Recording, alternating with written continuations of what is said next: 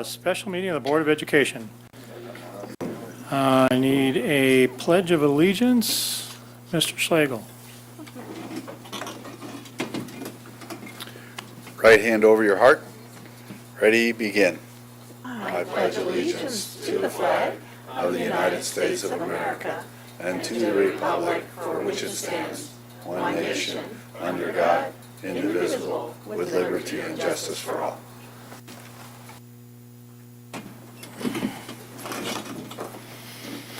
I'd like to welcome all of you here. Do I have a motion for adoption of the agenda? So moved. All in favor? Aye. Okay, moving on to item number 6, instructions to the public. Speakers wishing to address the board on agenda topics are permitted 3 minutes There's per topic. nobody here. I know. Total time granted for public input should be limited to 30 minutes per topic. Board policies require the public presentation of the board comply with certain procedures, including items 2 through 5 listed in oral communications. Item 6.2, adopt the 2018-2019 Local Control Accountability Plan. I'll make that motion. A second. Sorry. All in favor? Aye. Screech. Just a tad, just a little bit. For the short version, when I started printing stuff, I went, oh, it said long version, that was a good idea. Long version. Oh, A where lot was of it? it. Just downloaded it. Oh, you've got it. I'm doing it. I'm not downloading it. I just got logged in. Don't panic, I'll be there.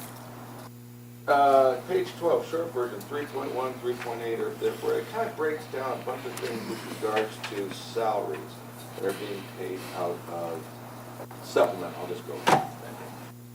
We were just talking about it. It had, page 12, short version, Yes. 3.1, it goes on. Things that are paid out of base grant, things that are paid out of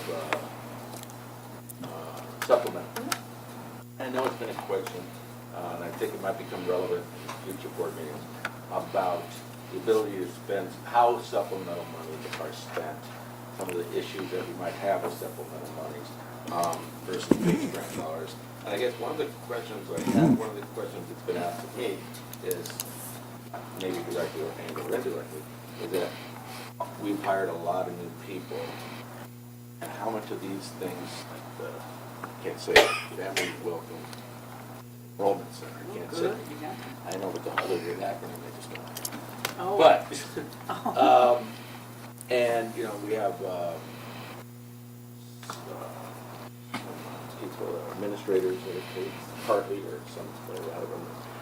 How much of these salaries are being granted or something? That's a question you cannot answer. But so just a quick idea of why some people are being paid out of supplemental. You disagree with how supplemental money is spent? Well, I can get, like, in one example was when the entire, I would say package, but the entire K-12 proposal 3 years ago came into for how to assist schools when they're unduplicated kids. So our kids who are underperforming, our low income, our foster youth, our English learners, K-12, then, and work was done. One of the high school decisions was to add an assistant principal with that as a specific focus. So, and I can give just a quick example where more recently, when we were looking at our A through G rates that had come out, and there was a big discrepancy of student groups in that that we wanted to look at and evaluate.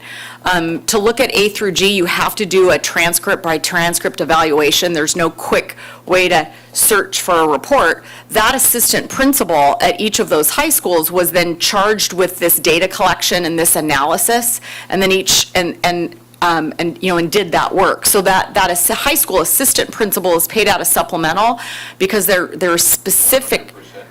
100% supplemental, because their job is to ensure that those unduplicated students are being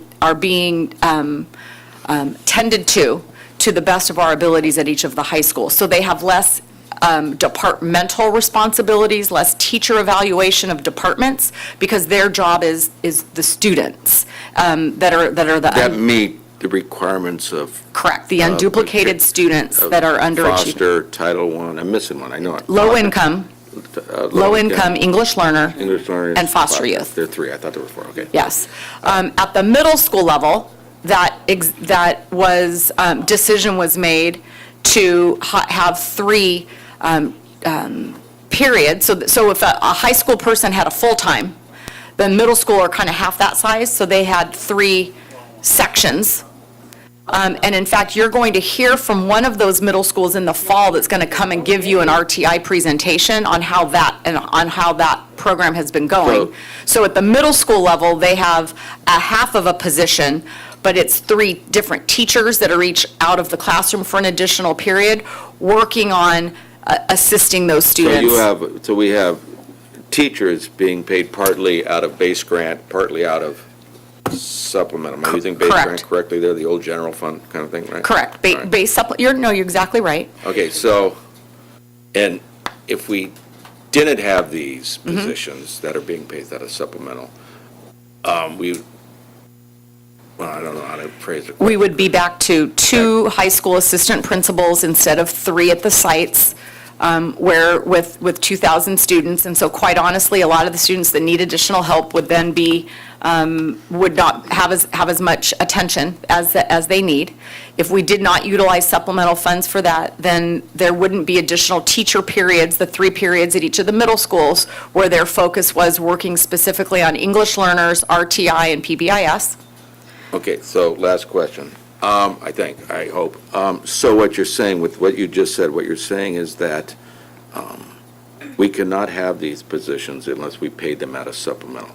But, and conversely, we cannot, a regular classroom teacher cannot be paid out of supplemental if their schedule is just a normal, regular schedule. That is correct. And a principal and administrator, if they're not dealing specifically with those 3 identified kids.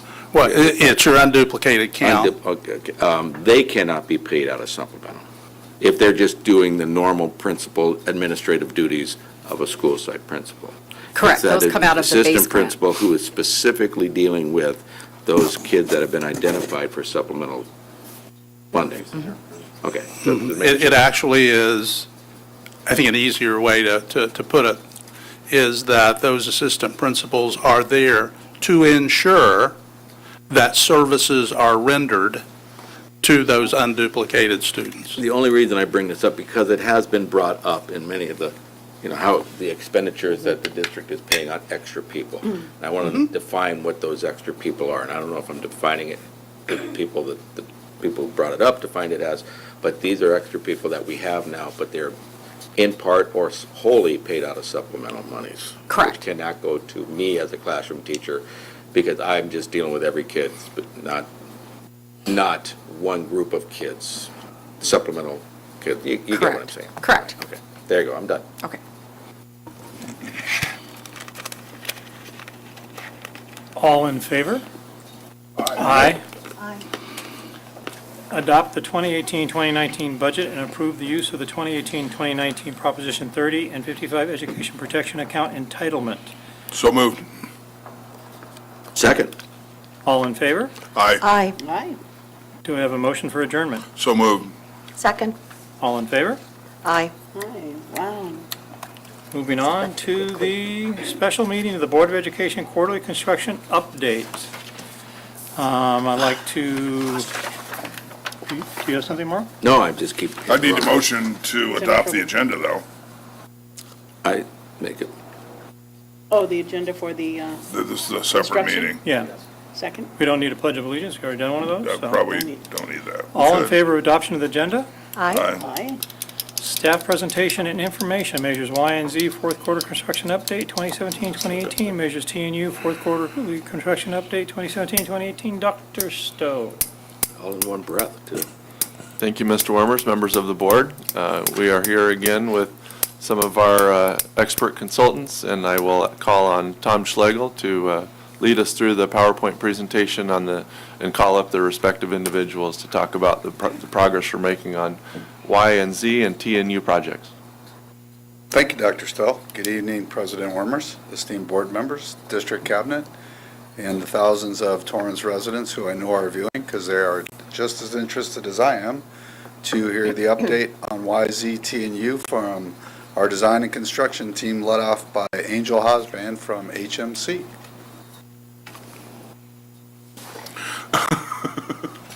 Good evening, everyone. I'm glad I got the memo to wear my Hawaiian shirt Oh, tonight. We're going to start off with the West High School modernization and auditorium. I know that you all were there for the auditorium grand opening for West, and I hope you are happy with the result of that auditorium. That was great. Seemed like a TARDIS. It was bigger on the inside. Yes, isn't that a weird that kind of reference, thing? too. Yeah. You actually got that That's sad, reference? though. That's alarming by itself. Yeah. So we're punching out the auditorium actually Wednesday, so it's almost complete. We are on the modernization, we're about 70% complete. We're going to be moving into the library and the administration building this summer. Any questions on West High School? I just heard there's a lot of boxes of books. There are, and in fact, it is, because I've seen it, it looks really strange since it's round and there's nothing there. Oh, that would be You know, weird. so it gives you sort of a strange feeling to go Would, yeah. inside there. Can't get cornered in a round house. That's why they make round Spoken like churches. a The devil can't pessimist. catch you. So gymnasiums, Jefferson, Casimir, and Richardson are all complete. We had our openings for all three campuses. Punch lists and closeouts are in progress right now. We're waiting on starting Calamayor, Birtland, Madrona, and Magruder. Tentative construction date will be a fall this year for at least two of the campuses, I think. It says staggered schedule. Do you know which ones coming? We're actually looking at which is Figuring better out. to do, 2 and 2, or all 4 at once. Okay. Just do all four. Well, that's kind of where we're leaning right now. Okay. North and South auditoriums. So these are the last two auditoriums in the set. On North Auditorium, the exterior CMU is about halfway up right now. And at South, they just started the first course of the CMU. Construction schedule from February 2018 through April 2019. I've gotten emails asking why the tennis courts require such upheaval to be Yeah. refurbished. Are you guys doing? I think too, if, probably within the end of this summer, with the rate they're going at South, you'll have the walls. So, you know, you're going to see them all. And North has been really moving at a rapid Right. rate. I think they're a third or half? They're halfway through the CMU walls. Yeah, which is, Why is north going faster than south? I believe it's just, we actually started first at North. Yeah. Oh, okay. Well, you know how things are at North. Oh, No. I'm not going. No, I don't. No. Any other questions? Okay. Our last of the Y and Z projects, Adams, Torrance, and Victor. We actually had our first construction meeting this morning for all three campuses. We're supposed to be completed by August this year. We're going to move as fast as we can. Supposed to. I like, well, there's not an alternative. Not a lot of them. Mr. Wormers and I remember that when we did Hull Middle School, there was not an alternative. Just like I watched when you guys did Magruder. I'd never seen a construction site like that in my life. That's because Charlie Brown slept there. 130 guys I in need a tool belts, plaque most on of there. them that running. says Charlie Brown slept here. We'll get a plaque. Any questions on Adams, Torrance, and Victor? Okay, that was they're easy. excited. Okay, John, you're up. They doing hands in Get now? those done in time. Good evening, board members. Happy summer to you. Torrance Aquatics, that's all up and running, as you know, and pool's being used. It's going through the punch list and closeout phase right now with DSA and getting just the final touches taken care of on that.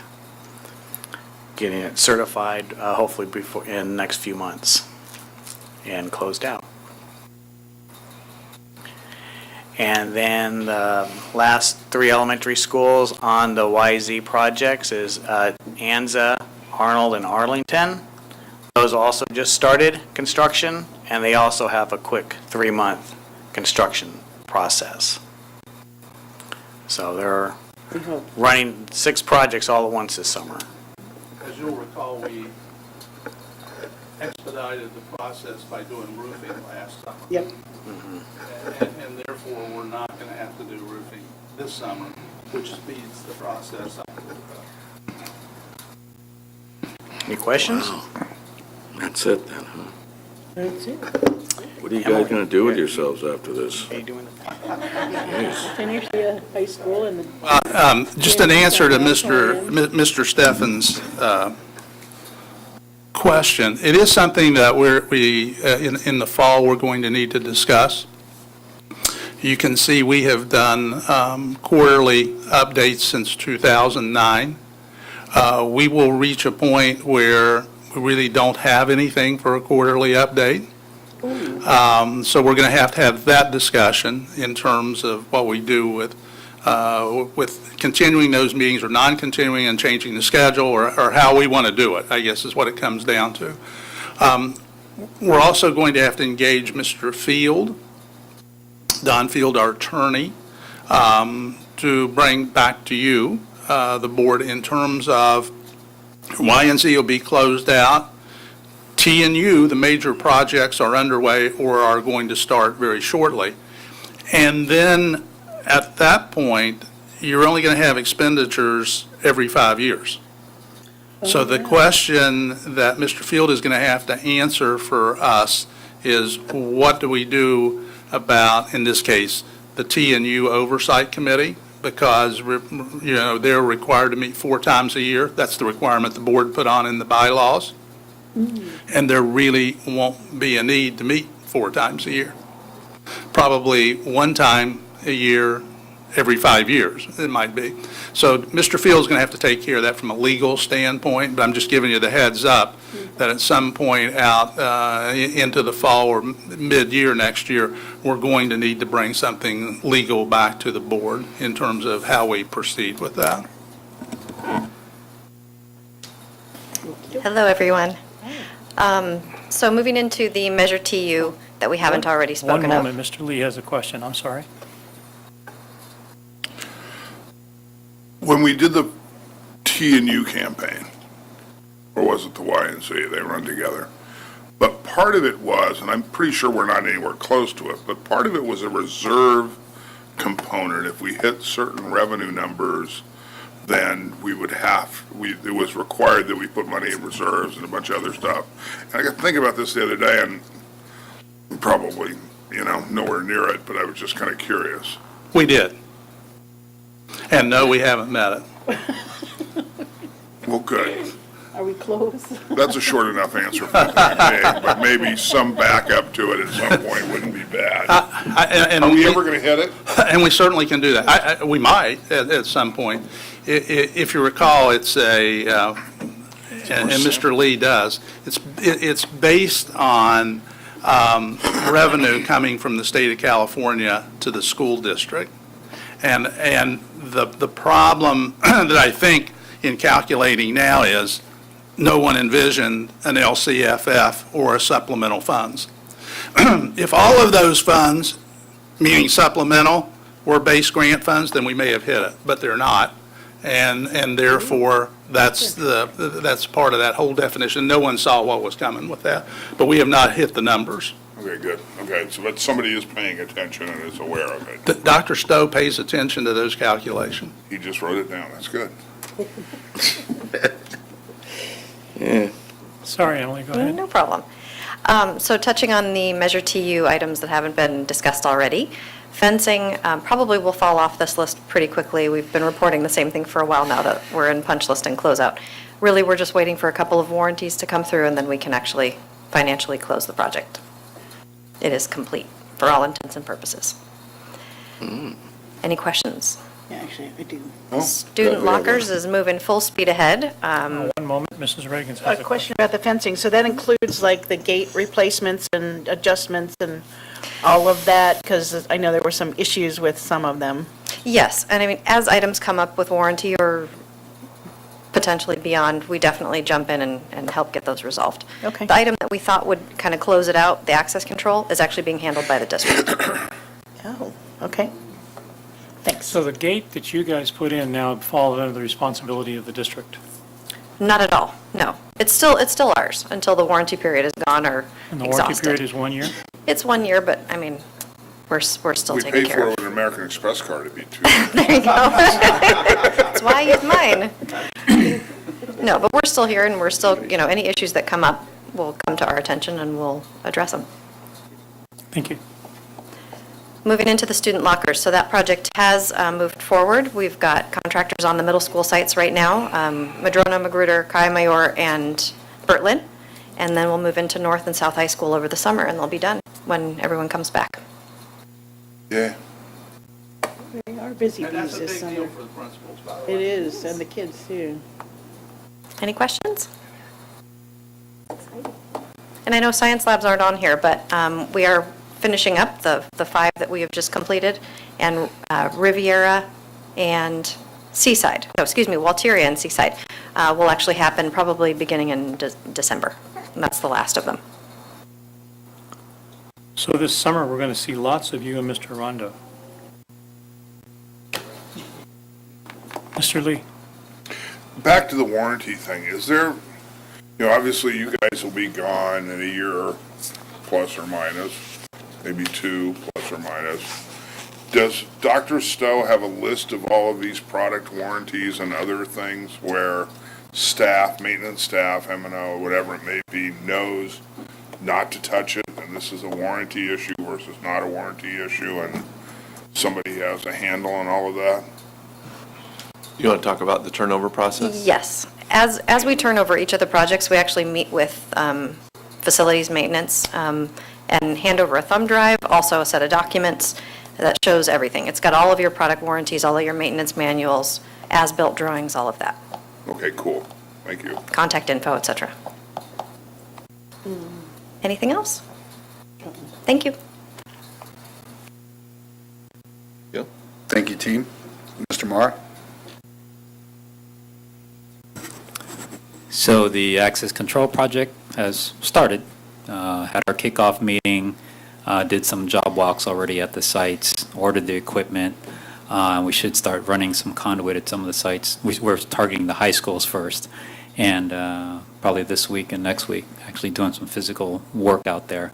We're also timing the 6 elementaries that are going through mod, and we think we're going to be able to get in there because it's the front entrance and there's not a lot of work in that area, so we should be able to get in there and get their work done before school starts too.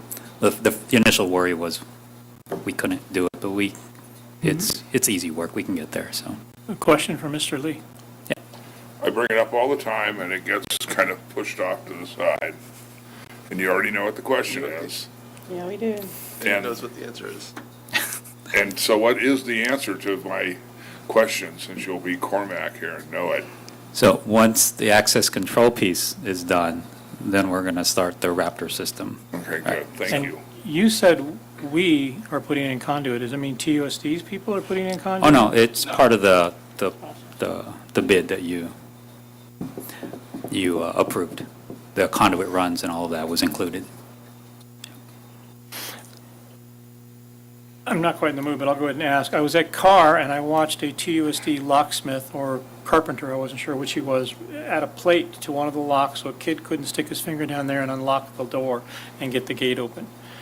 That was a TUSD person doing that work. Where do we demarcate between what TUSD does and what Balfour Beatty and their contractors do? How is that separated? With this project, this one's all NICP, right? I'm not familiar with the plate and the lock. That must have been something that was realized after everything was put in as far as the gate was concerned. So we may need to revisit that. My concern is with 33 school sites, if we have to do that 33, or something similar to that, 33 times whatever number of gates, it's going to be kind of overwhelming to your maintenance operations people.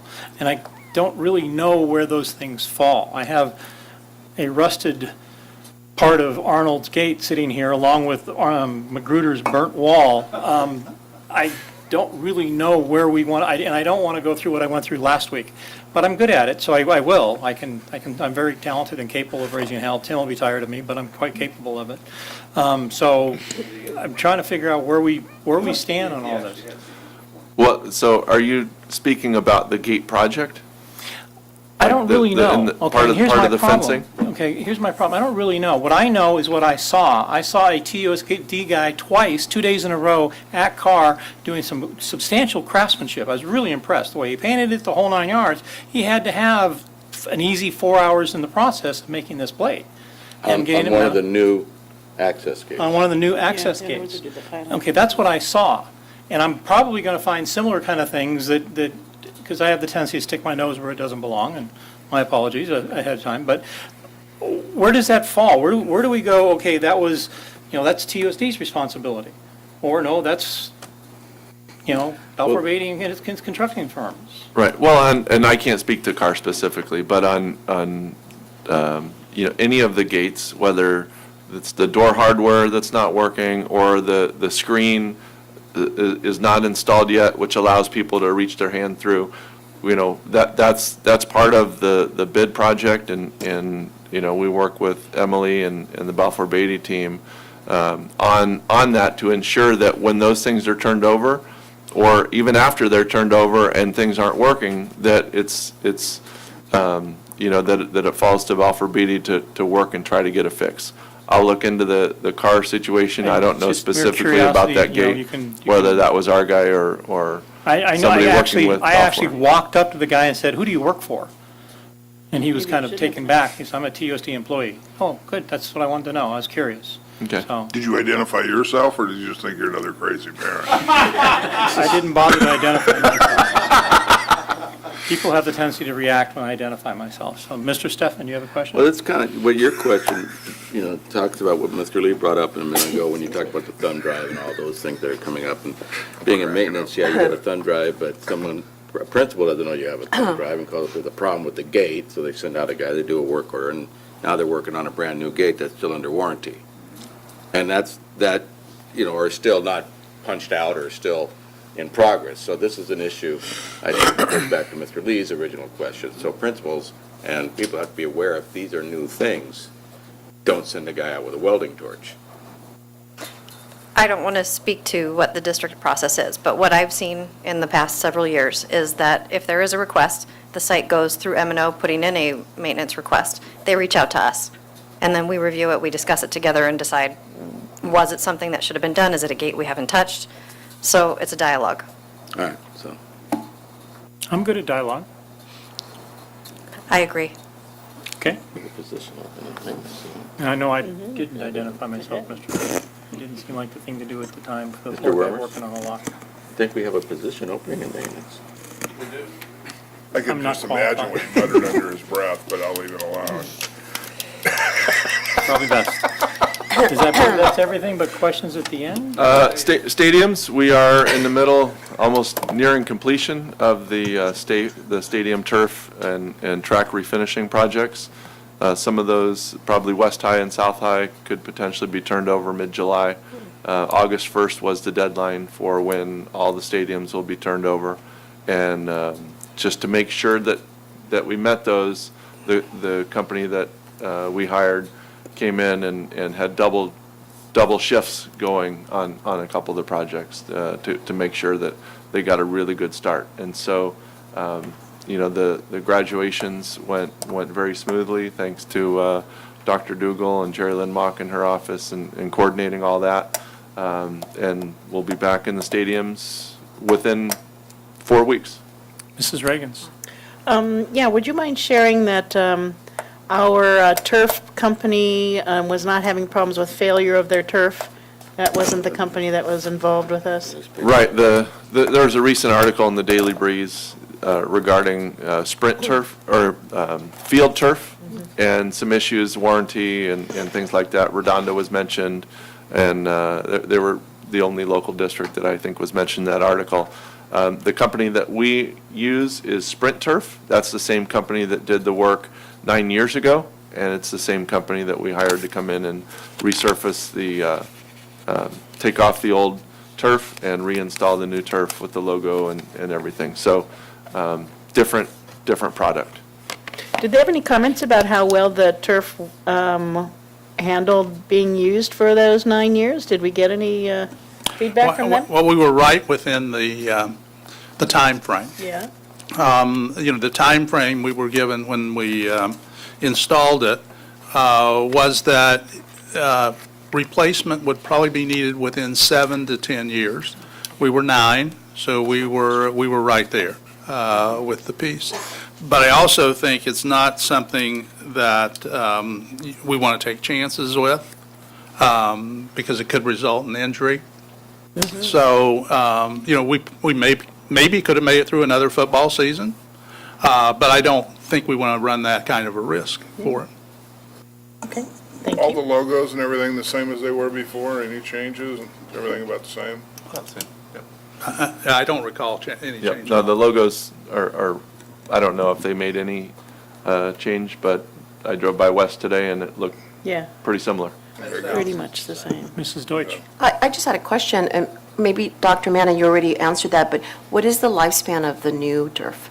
It'll be the same. The same 7 to 10, 7 to 9? Okay, thank you. And part of that, there's a reason why it's arranged.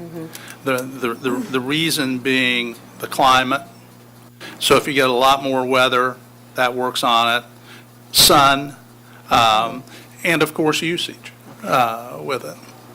And one of the things that we saw right away, which was very helpful, when we put in the artificial surface,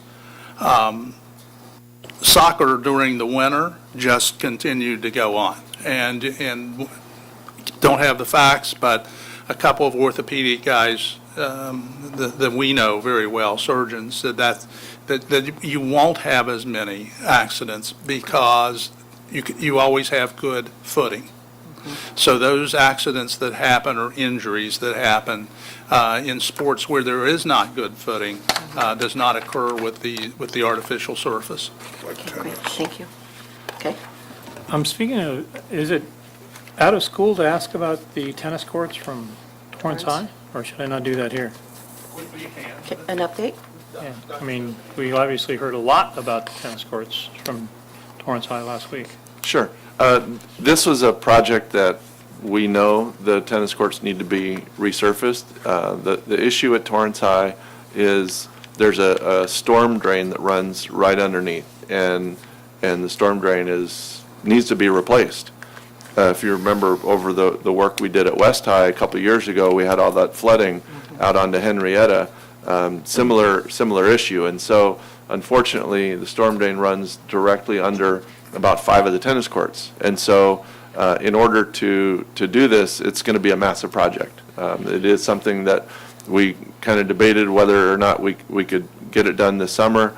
Ultimately, we just, for funding purposes and just with all of the projects we have going, felt that we needed to push it off. I did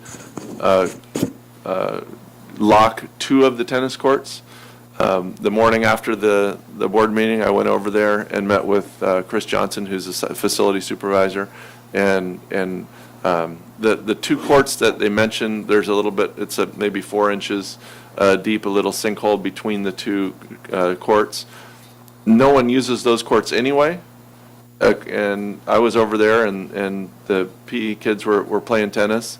I talked to the PE teacher. He said no one uses those 2 courts anyway, but I still had maintenance lock those and put them on a key that no one has access to, just to ensure that no one's even going through that area. I don't think it would be unsafe to play on, but again, it's locked up now. The other courts they need to be resurfaced, but again, we have to trench through and fix the storm drain. Don Rondo and Tom Schlegel were both with me, and we're looking at some options of what we can do maybe that won't be as destructive to just ripping up the whole thing and starting over. So Don's looking at some options for that. Mr. Steffen. So you have to destroy the tennis court generally to get to the storm drain? Correct. Okay. Is this going to be under deferred maintenance, or can this be paid out of bond money, or is this going to be paid out of? Sports stuff. That's a good question, Yeah. Mr. Steffen, which we are going to have to attempt to figure out, because in the budget, it didn't envision rebuilding. It only, the vision was to resurface. So. What about the storm drain? Never. I mean, no infrastructure to the school, nothing gets. So we're going to have to look at that. So the drain comes out of deferred maintenance or general? Might. The other piece is depending on how we can look at funding, and it's probably going to be a split-funded job out of several different funds. But we don't know as yet. Mrs. Reagans. So the photos that they had and the contention that students were being injured holds no water at this stage, or? No, I'm not aware of any injuries there. they had pictures of the kids being Mr. hurt. Gerges met with the tennis coach the next day, as well as some parents who came in that said that what was said does not represent what their opinion is.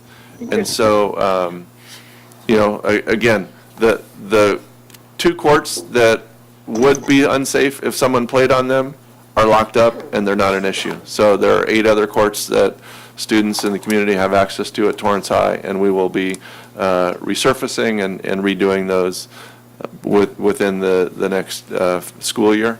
But as far as being a danger, I don't believe that they're not safe Okay. to play on.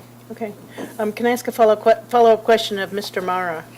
The security system, are we going to be doing training with staff as to how to utilize that? And when will that be? And hopefully not the day before school's back? As soon as they get back, they don't get back until, I believe they get back mid-August. The secretarial office staff, staff some of them usually, get back, if they're 10-month, come back at the end. So it is going to be, it is cutting it close when they do return. NIC will do the training along with our folks. I've got Will Boxley and Edison who are familiar with the system. Pretty much what we did with Cindy Wells before she retired.